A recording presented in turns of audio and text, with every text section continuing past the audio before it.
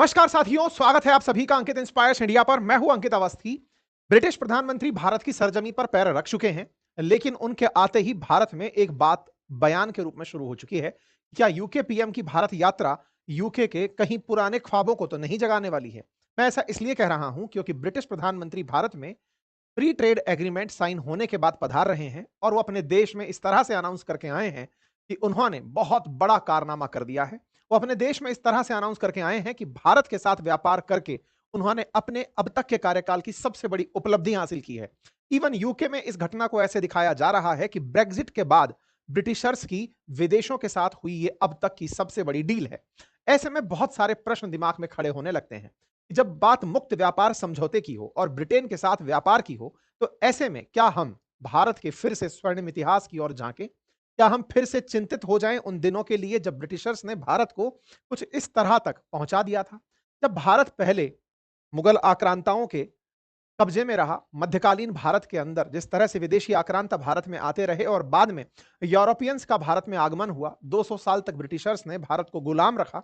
ऐसे हालात रहे कि कुछ मुट्ठी भर ब्रिटिशर्स ने भारत की सभी संपत्ति को या फिर कहिए तो संसाधनों को अपने कब्जे में ले लिया और हमें अपना गुलाम बना लिया था। आज सवाल इसी बात पर है कि क्या ये ब्रिटिशर्स फिर से हमारे दमन के लिए भारत आ रहे हैं? ये सवाल इसलिए बड़ा हो जाता है क्योंकि यूके पीएम जिस तरह से अपने देश में, जिस तरह से अपने साथ में 100 से अधिक बिजनेसमैन के कारवां को लेकर के भारत में पहुंचे हैं, अपने देश में अनाउंस करके पहुंचे हैं कि हम बहुत बड़ा काम करने जा रहे हैं। ऐसे में क्या हमें चिंतित होने की आवश्यकता है? क्योंकि 100 से अधिक बिजनेस ब्रिटिश के भारत में अगर पहुंच रहे हैं, तो ईस्ट इंडिया कंपनी की यादें ताजा करा देते हैं। कहते हैं कि ईस्ट इंडिया कंपनी भी भारत में व्यापार के लिए ही आई थी और भारत में व्यापार के बाद में उन्होंने भारत का जो हाल किया वो सबने देखा। ऐसे में आज के सेशन में यह जानना बहुत जरूरी हो जाता है कि ब्रिटिश पीएम भारत के आगमन पर जिस तरह की तस्वीर खिंचा रहे हैं, क्या ये भविष्य के लिए एक रेफरेंस तस्वीर बन जाएगी? क्या ये वीडियो जिसके अंदर ब्रिटिश पीएम की इस बात के ऊपर तारीफें हो रही हैं कि वो अपने जहाज में 100 से अधिक बिजनेसमैन को भारत ले जा रहे हैं सीधा-सीधा व्यापार के लिए जगह दिलाने, ऐसे में आने वाले समय में कहीं ये वीडियो उस रेफरेंस में तो याद नहीं किया जाएगा कि देख लो यही वो दिन था जिसके बाद भारत और ब्रिटेन फिर से 200 साल पुराने इतिहास में पहुंच गए थे। ये तमाम प्रश्न हैं जिनके जवाब आज के सेशन में हम तलाशेंगे, क्योंकि कहीं ना कहीं भारत ने अपनी इतनी परतंत्रता के बाद, आजादी के इतने साल जीने के बाद कुछ तो सीखा होगा, कहीं ना कहीं इससे निपटने की तैयारियां की होंगी। क्योंकि दुनिया आज जिस तरह से अमेरिका से व्यापार करके आधुनिक तरीके से गुलाम है, नव उपनिवेशवाद के दौर में जी रही है, ऐसे में क्या ब्रिटेन के साथ भारत फिर से उस पुरानी घटना को दोहराने का प्रयास कर रहा है? आज के सेशन में विस्तार पूर्वक सभी पर चर्चा होगी और चर्चा करते हुए हम समझेंगे कि इनसे बचने का भारत के पास तरीका क्या है। क्या भारत भी इस रिश्ते से कुछ पाएगा जिससे ब्रिटेन को इतनी उम्मीदें हैं? इन सब पर चर्चा होगी, लेकिन उससे पहले साथियों में एक जरूरी बात बता दूं, क्योंकि भारत में इस समय सोशल मीडिया पर इसका काफी ज्यादा माहौल है कि ये कुछ तो गड़बड़ करने की उम्मीदें जताई जा रही हैं, क्योंकि इतिहास याद दिला रहा है। लेकिन इससे ज्यादा जरूरी, क्योंकि भारत ने इससे निपटने के लिए जो किया हो वो आप जाने, लेकिन जीवन में अगर किसी दुर्घटना से बचना हो, अपनों को बचाना हो, तो उसके लिए इंश्योरेंस जरूरी होता है। और देश इस प्रति निरीक्षण लेकर पहुंचे के निपटने के तरीके क्या होंगे, आइए। ब्रिटिश प्रधानमंत्री आज 2 दिवसीय यात्रा पर भारत पहुंच चुके हैं। सुबह सुबह आप मुंबई में पहुंचे और 100 से अधिक लोगों का डेलीगेशन लेकर पहुंचे। ब्रिटिश एयरवेज की फ्लाइट थी, ब्रिटिश प्रधानमंत्री के साथ साथ भर करके इसके अंदर बहुत सारे फॉरेन डेलीगेट्स थे भारत के अंदर। उन्हें मुंबई के एयरपोर्ट पर महाराष्ट्र और गुजरात के गवर्नर के द्वारा, देवव्रत जी के द्वारा, साथ में सीएम, डेप्यूटी सीएम, दोनों डेप्यूटी सीएम के द्वारा रिसीव किया गया। पहला सवाल तो यही कि आप मुंबई क्यों पहुंचे, दिल्ली क्यों नहीं पहुंचे? यानी कि ये एकदम स्पष्ट संदेश है कि भारत की व्यावसायिक राजधानी मुंबई है और यूके भारत के साथ व्यवसाय करने आ रहा है। ऐसे में व्यावसायिक राजधानी से ही चर्चा हो, और इसी कारण है कि भारत के प्रधानमंत्री भी कल मुंबई जाएंगे। वहां पर नवी मुंबई के अंदर एयरपोर्ट का उद्घाटन भी होगा और साथ ही साथ में आपकी और इनसे मुलाकात भी होगी। फिलहाल के लिए आप यहां पर पहुंचते हैं, आपका भव्य स्वागत होता है, लेकिन इनके स्वागत की चर्चा भारत से ज्यादा ब्रिटेन में होती है। भारत में इनकी चर्चा को फिर भी आपने कुछ एक अखबार और मीडिया हाउसेस में देखा हो, लेकिन ब्रिटिशर्स मीडिया ने इस पूरी खबर को बहुत बढ़ा चढ़ाकर दिखाया है। भारत ने एज यूजुअल इसके ऊपर प्रतिक्रिया दी है कि हाँ भाई, आप आ गए हैं, स्वागत है आपका। आप चलने से पहले जिस तरह का माहौल बनाकर चले, तो ब्रिटेन में भारत की तरफ, ब्रिटिशर्स भारत की तरफ फिर से बड़ी उम्मीदों से देख रहे थे। साथियों देखिए ना, मतलब समय का पलड़ा कैसे फिरता है।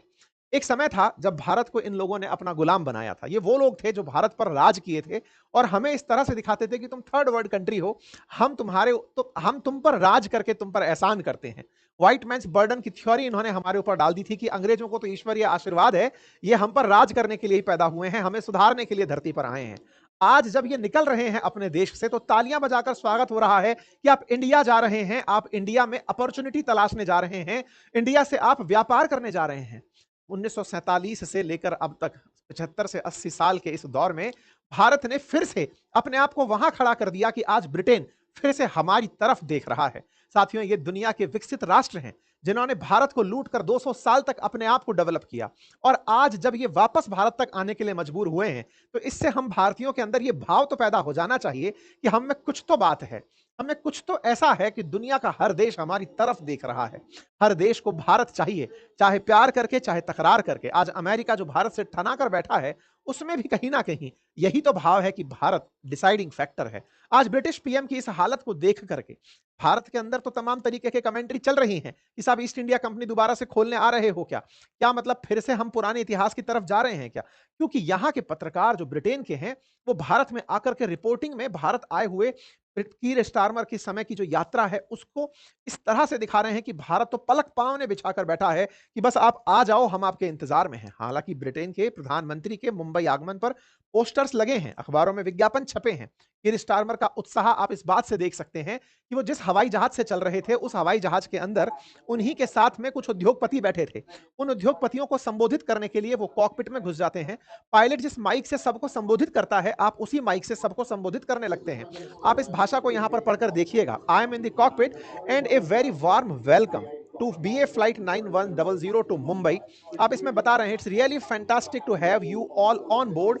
This is the biggest trade mission to India that the UK has ever sent. अगर ये ever, so I am much looking working with you as, इसका केवल इतना सा मन निकाल लीजिएगा। अगर ये एवर लगाकर बोल रहे हैं, ब्रिटेन हमारी तरह कभी गुलाम नहीं था, इन्होंने हम पर राज किया, उसके बाद इनके जो हालात हो गए वो बात अलग है। अगर ये उसके बावजूद ये बोल रहे हैं कि अब तक का हमारा सबसे बड़ा मिशन भारत जा रहा है, तो ये कितनी सिग्निफिकेंट बात होगी। प्रधानमंत्री इतने उत्साह में हैं कि अपने साथ उद्योगपतियों को ला रहे हैं। खैर, हम भारतीयों के साथ एक बड़ा संकट है। हम भारतीय प्रधानमंत्री अगर किसी को साथ ले जा रहे हो तो यहाँ की मीडिया में खबर इस तरह से दिखाई जाएगी कि देखो भारत के प्रधानमंत्री उद्योगपतियों को लेकर विदेश गए, वहां जाकर के उन्हें किसी को पोर्ट दिला दिए, तो किसी को जमीन दिला दिए, तो किसी को माइंस दिला दिए। यहाँ के प्रधानमंत्री बकायदा चिल्ला चिल्ला कर निकल रहे हैं कि चलो उद्योगपतियों, तुम्हें मैं भारत के अंदर जगह दिलाने चलता हूं, तुम्हें वहां पर व्यापार कराने चलता हूं। खैर साहब, ये निकलते हैं बढ़िया से और निकल करके अपनी इस यात्रा की चर्चाएं शुरू होती हैं। यहाँ का जीबी न्यूज करके चैनल है, उस पर आता है कि prime minister is being given A heroes welcome. उनका स्वागत किसी हीरो की तरह हो रहा है और हीरो की तरह वेलकम को यहां पर दिखाया जा रहा है। जीबी न्यूज बता रहा है, पॉलिटिकल कॉरेस्पॉन्डेंट है कैथरीन फोस्टर, ये अपनी तरफ से मुंबई में खड़े होकर के दिखा रही है कि देखिए किस तरह की तैयारी चल रही है। लगातार लाइव अपडेट चल रहे हैं ब्रिटेन में कि ओहो, भारत में इनका आगमन हुआ है, इनके साथ बहुत तगड़ा बर्ताव हो रहा है। यहां पर दिखा रहे हैं, देखिए पोस्टर लगे हुए हैं, लोग इस तरह से सजे हुए खड़े हैं, दीवारें सजी पड़ी हैं। कीर स्टारमर के स्वागत में रोड्स के ऊपर इस तरह के होर्डिंग लगे हैं।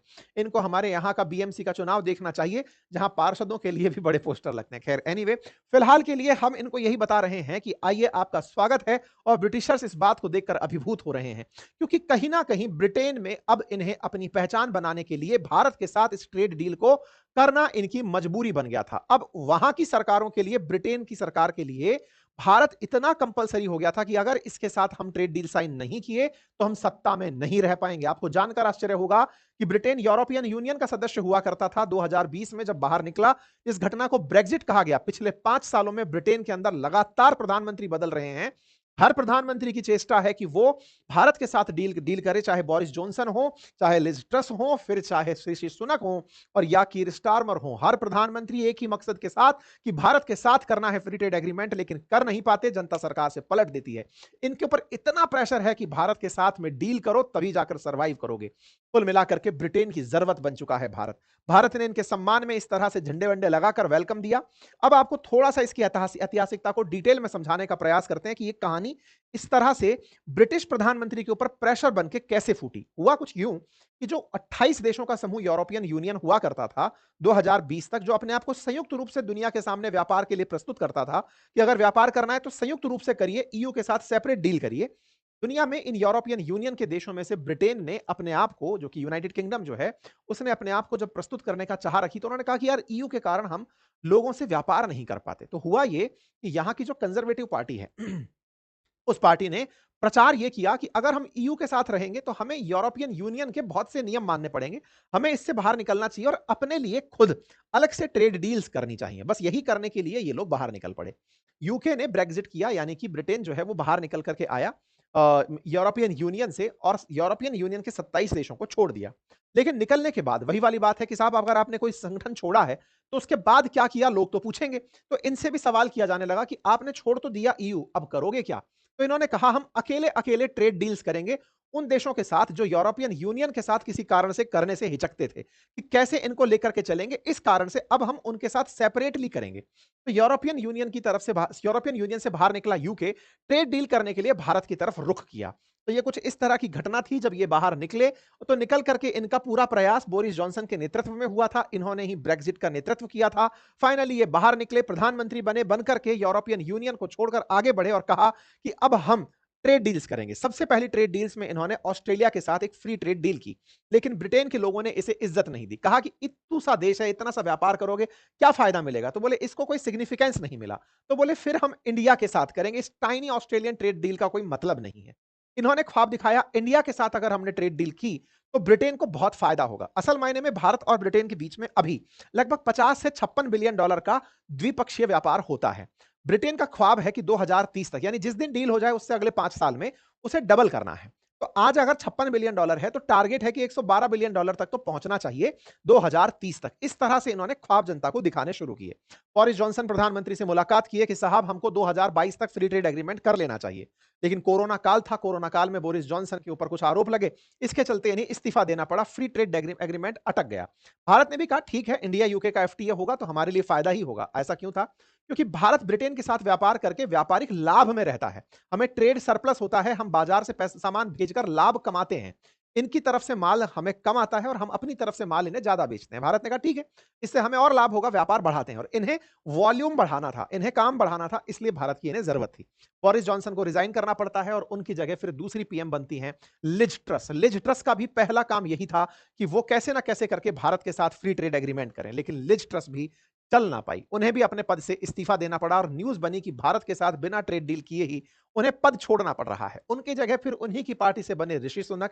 ऋषि सुनक तीसरे ब्रिटिश प्रधानमंत्री थे, 1 साल के अंदर बदले थे। ऋषि सुनक प्रधानमंत्री बनते हैं, भारत के बनाने का पीछे बड़ा रीजन था, दिवाली का टाइम था, अगर 2022 की दिवाली आपको याद हो, भारत में जश्न था।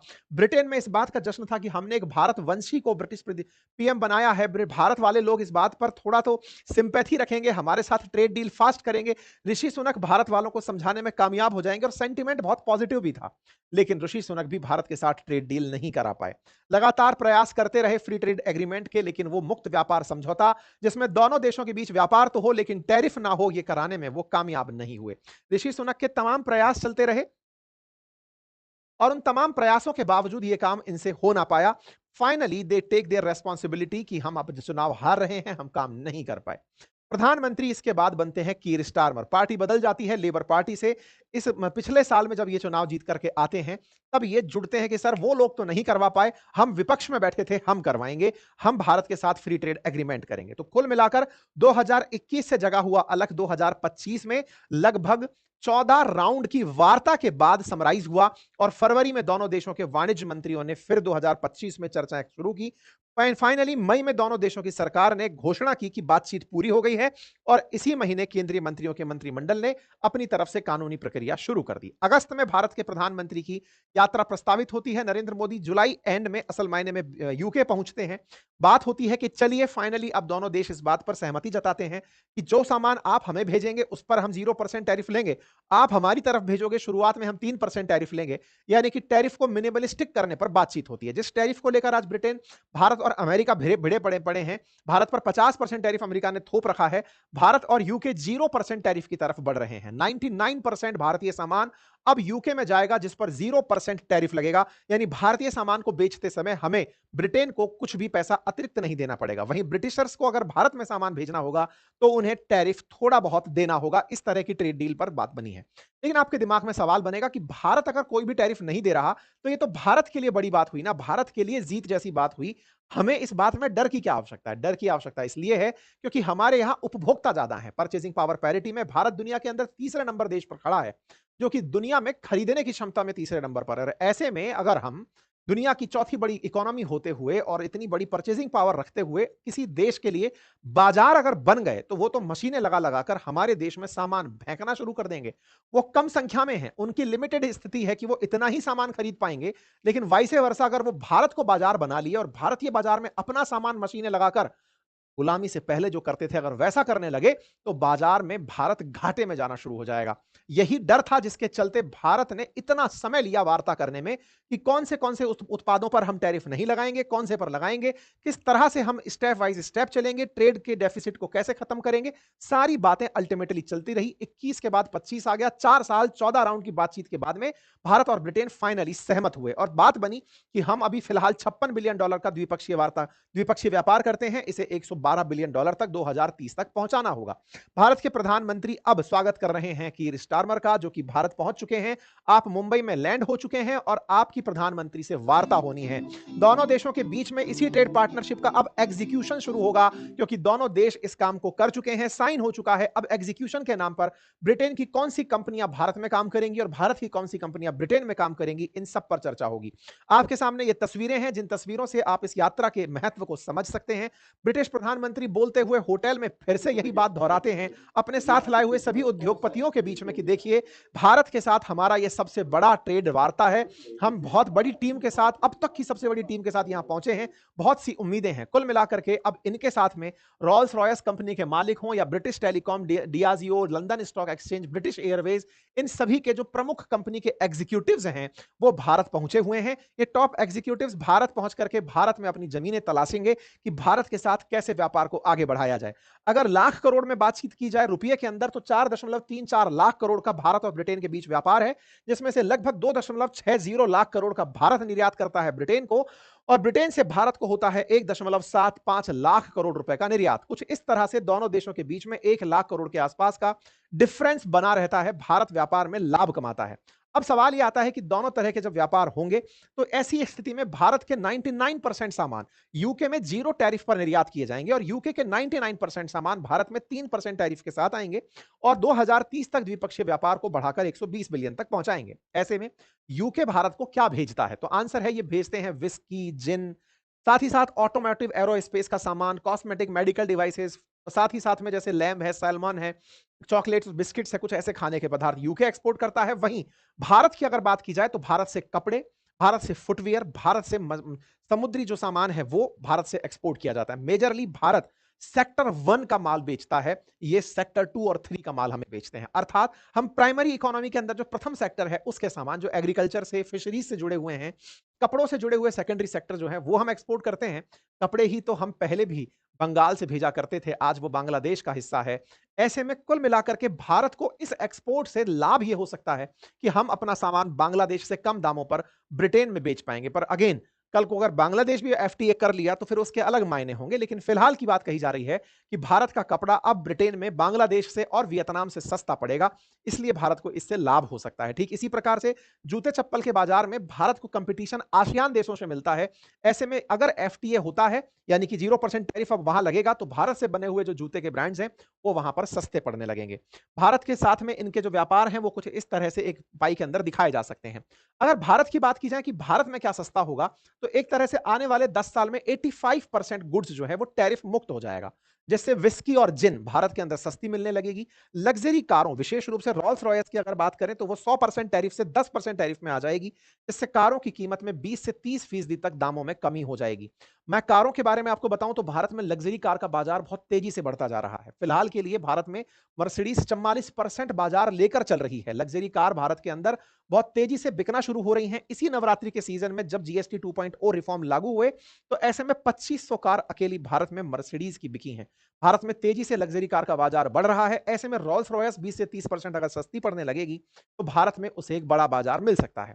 वहीं खाद्य और पेय पदार्थ की अगर हम बात करें तो खाने में सालमन मछली हो, लैम हो, चॉकलेट, बिस्किट, सॉफ्ट ड्रिंक्स हो, ये टैरिफ के कम होने से सस्ते पड़ने लगेंगे। कॉस्मेटिक्स और मेडिकल डिवाइसेस सस्ती होंगी, फैशन और कपड़े के सामान सस्ते हो जाएंगे। साथ ही साथ में भारत के अंदर हम बात करें सेक्टर वाइज तो टेक्सटाइल सेक्टर, क्योंकि एक्सपोर्ट आधारित होगा, इसे फायदा होगा। गहने और चमड़े चूंकि हम ऑलरेडी एक्सपोर्ट करते हैं, इन्हें लाभ होगा। इंजीनियरिंग सामान, ऑटो पार्ट्स, दवाइयां, मेडिकल डिवाइसेस, खाने पीने के सामान, मसाले, समुद्री प्रोडक्ट्स भी अब हम लोग बड़े आसानी से और बड़े मात्रा में बेच पाएंगे।